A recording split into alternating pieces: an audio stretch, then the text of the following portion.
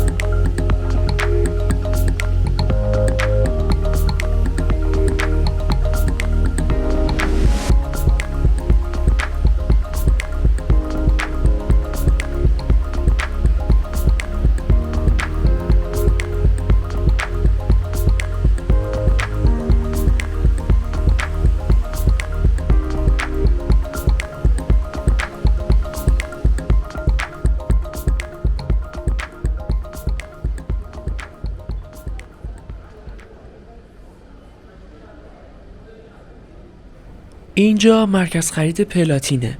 این مجتمع با طراحی کروی شکل 14 طبقه داره و 302 واحد تجاری در اون قرار داره.